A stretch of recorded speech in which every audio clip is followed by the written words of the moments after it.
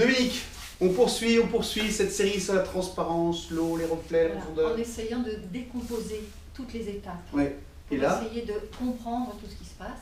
Ici, on va travailler le fond et la profondeur de l'eau, sans s'occuper de ce qu'il y a au-dessus, mais comme c'est ce qu'il y a au-dessus qui détermine ce qu'il y a en dessous, on s'amuse à essayer de donner des reflets. Et comme dans toutes les vidéos de cette série-là, des petits exercices qui s'enchaînent et qui Voilà. s'enrichissent les uns les autres. Et qui vous permettent de progresser. On y va. J'espère. Alors, Dominique, le matériel, on commence toujours comme ça, tu sais, pour cette démonstration, cet exercice. Voilà, donc le matériel comme d'habitude, les pinceaux, les martres, donc les pinceaux à bonne réserve d'eau, les petits pinceaux filets Kolinsky pour le graphisme et le spalter pour mouiller le papier et appliquer également la couleur. D'accord.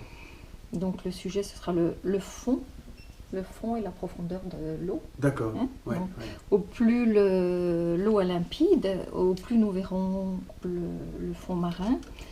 Le fond vit par tout ce qui est dans le sable et dans le... Ouais. Toute la vie qu'il toute peut la y vie avoir qu'il y dans a les là en dessous, profondeurs. dans Ouais. les profondeurs. C'est ça qu'il faut essayer de retranscrire. Oui. Comme tu dis, il faut essayer. Allez, Voilà. avec de la patience, comme tu dis. Et puis- de l'obstination. Un peu de courage aussi. Non, du bonheur. D'accord. Courage, c'est pour le boulot. Oui, c'est vrai, c'est vrai. Voilà, donc je mouille le spalter en laissant un petit côté sec pour pouvoir tenir le papier et balancer mes couleurs. Donc ici, les mêmes couleurs, le jaune Winsor, le bleu de cobalt, le bleu Winsor vert et le violet de périlène.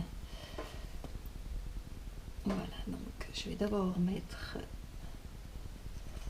le jaune en même temps que le bleu Winsor vert. Donc je ne vais pas mettre d'espace terre, à peine suggéré, et on va tout de suite travailler dans l'eau. Donc pour travailler dans l'eau, on passe des lignes verticales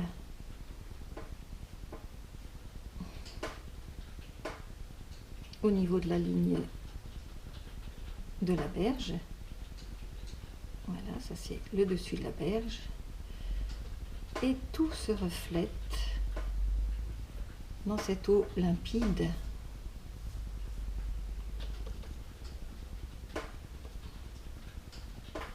Très légère.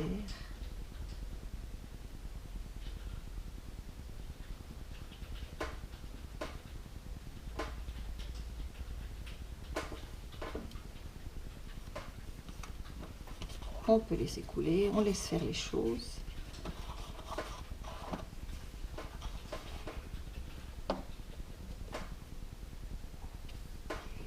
Donc la partie sombre de la berge. Et on peut suggérer, voilà, des choses qui se reflètent dans cette eau limpide. On laisse bouger, on laisse vivre.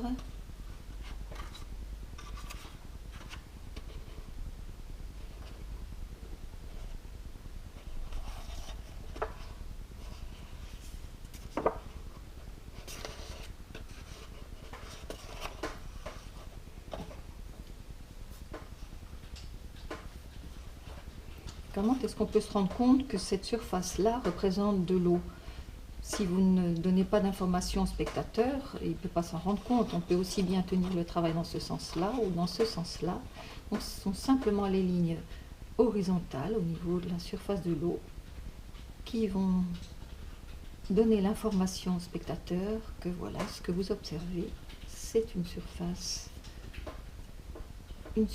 d'eau.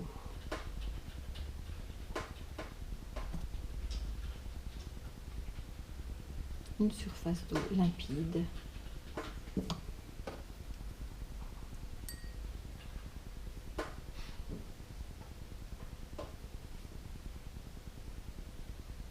Tranquille.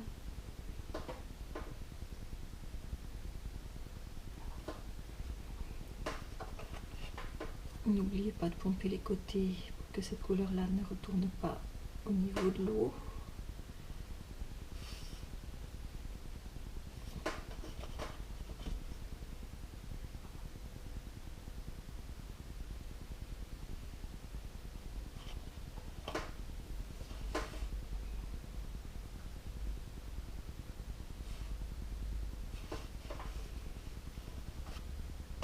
Vous voyez qu'ici mes traits ont été faits dans une humidité quand même résiduelle, dans le brillant, donc ce qui donne quand même des petits festons, comme si les insectes étaient venus boire au bord de l'eau, à la surface de l'eau.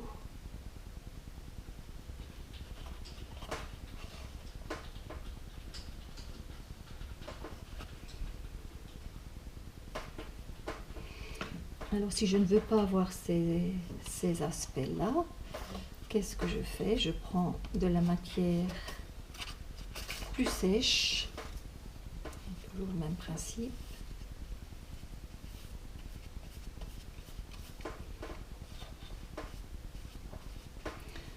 Voilà.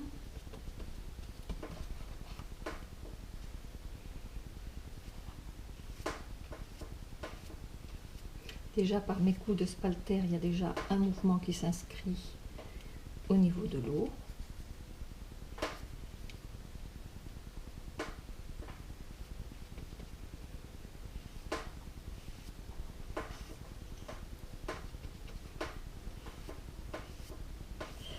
La berge, quand même pour donner des informations.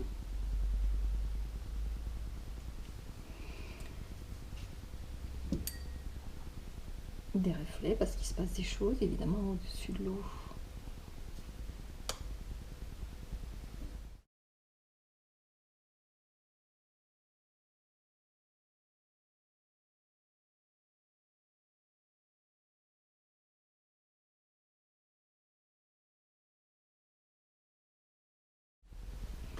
Voilà, donc mon papier est entré dans la surface mat sèche, donc mes traits vont être, donc attention à la charge d'eau, l'hygrométrie de mon pinceau par rapport à celle de mon papier, et mes traits vont être beaucoup plus nets.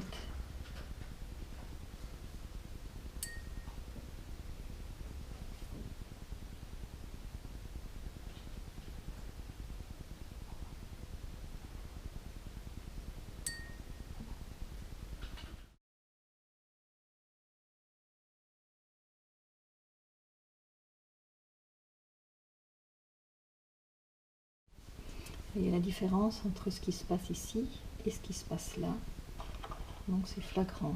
Tout dépend de l'humidité de votre papier et des effets que vous voulez donner.